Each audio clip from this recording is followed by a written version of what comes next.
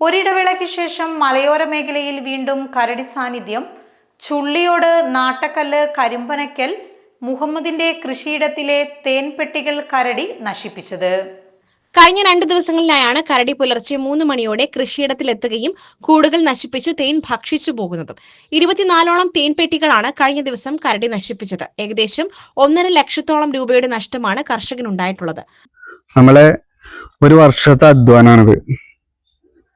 ഒരു പെട്ടിന്ന് ആവറേജ് ഒരു 10 കിലോ ഇങ്ങനെ കിട്ടിയാൽ നമുക്ക് പിടിച്ചെടുക്കാൻ കഴിയുള്ളൂ. പിന്നെ അത് കാൽക്കുലേറ്റ് ചെയ്യുമ്പോൾ ഒരു 1.25 ലക്ഷം റുപ്യന്റെ നഷ്ടം ഈ നശിപ്പിക്കലിന് വരുന്നുണ്ട്.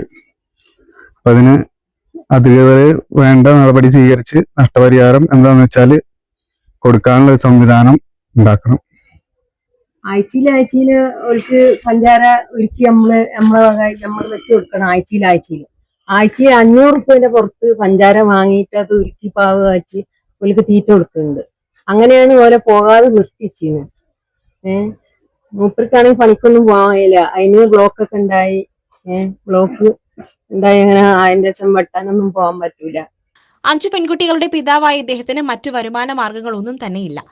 ഫോറസ്റ്റ് വകുപ്പിൽ നിന്നും ഉദ്യോഗസ്ഥർ വന്ന് പരിശോധന നടത്തി വേണ്ട നടപടിയെടുക്കാമെന്നും അറിയിച്ചു. കൂടുവെച്ച് കരടിയെ പിടികൂടി കർഷകന് വേണ്ട നഷ്ടപരിഹാരം നൽകണം എന്നാണ് നാട്ടുകാരുടെ ആവശ്യം.